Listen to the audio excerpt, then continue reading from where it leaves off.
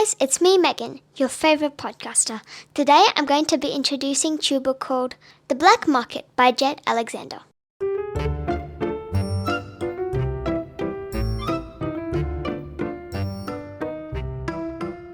Speaking of Jed Alexander, who is he?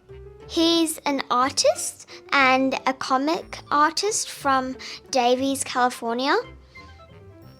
The Black Market in all his books is his first ever novel. His picture books include Gold, Olive, Red, and mostly wordless. He also drew comics for SpongeBob. In this book, Martin's Aunt Gabby comes to visit and brings him Fruvalu shoes from the black market. Martin and Jess find the black market while trick-or-treating on Halloween. They get half a bag of dirty tricks and an instruction booklet. They use the devil soap on Martin's dad, which turned his body red for a week temporarily. They use the creeping arboreals on a mean man called Mr. Murphy that made branches grow out of his ears and fingertips.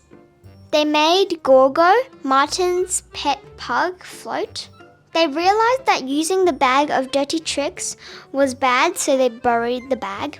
Some mysterious person found the bag underground. The person used it on other people and it went on the news. Martin and Jess realized that it was a substitute librarian.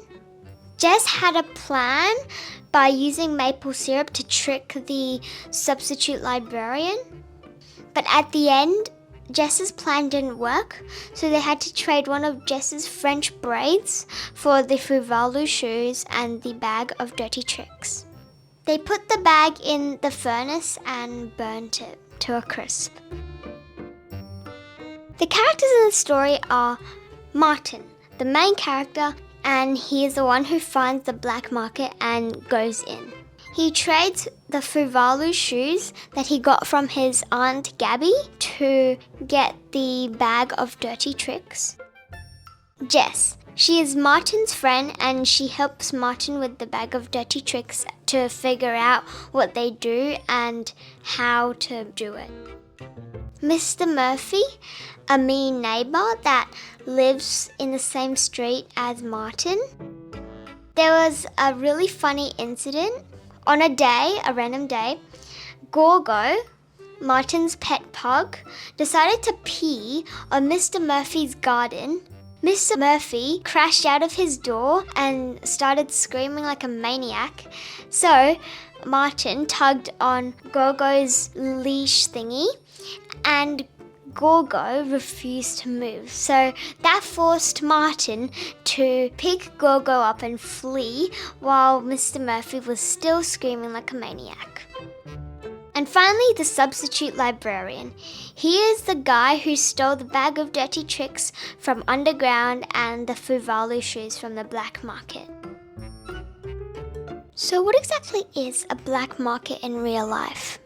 It's an unlicensed market and a hidden economy that sells illegal things or items, including drugs, stolen goods, counterfeit goods, or even secrets. So it's not all just physical items that you can touch. And unless you don't know what counterfeit means, it means fake.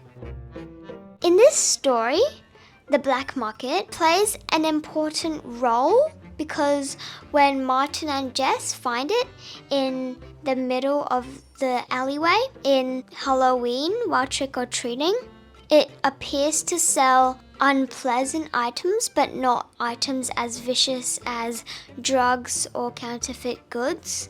In either way, it kind of looks like a childish version of the black market because the items that people sell in the black market aren't as extreme as the one in the real world.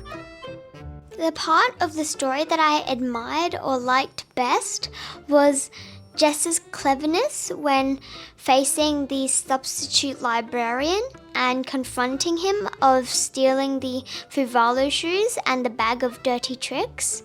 She said that a little bottle of substance was the trick 123. And if you were bitten by a fox or something, and you pour the substance over the bite, then it would destroy the world. That would give you a main idea of the thing. She said that a bottle of maple syrup was the substance of trick 123. At the end, she had to pick up the Fuvalu shoes and accidentally spilt some of the maple syrup. The substitute librarian figured out their plan and they didn't get out of there without sacrificing one of Jess's French braids to the librarian. I admire Jess's bravery and her willingness to sacrifice her French braid to fix what she and Martin have done wrong. And I also acknowledge that she is willing to fix and do everything she can, even if her little trick or little plan didn't work. She still had to do it just because to get back the bag of dirty tricks and to destroy it so it doesn't hurt anybody else. In a scene, Jess and Martin thought about whether using the bag of dirty tricks is right or wrong.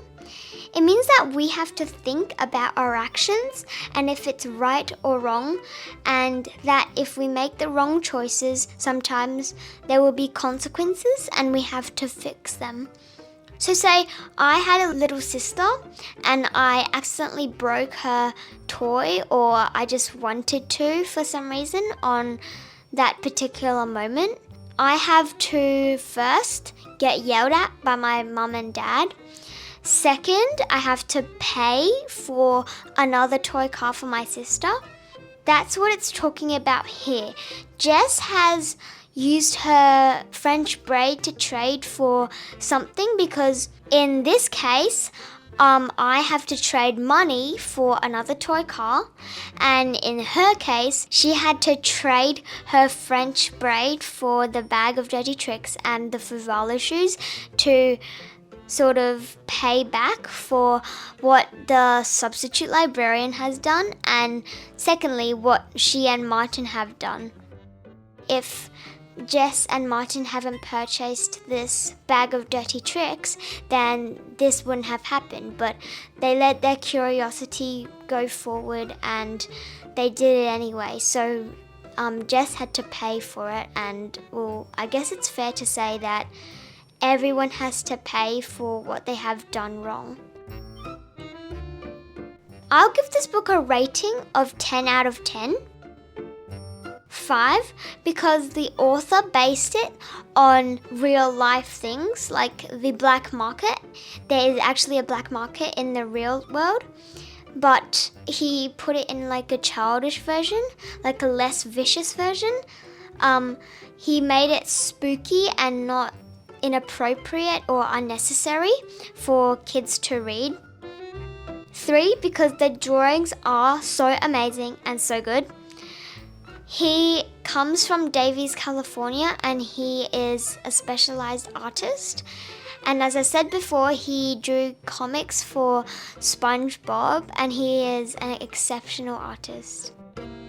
And finally, 2, the illustrations and words kind of give me an overall picture of what is happening and what the characters are witnessing and feeling at that moment. I feel like the illustrations and words are working as a team to give me a projection of the whole story. So thanks for listening to my podcast today.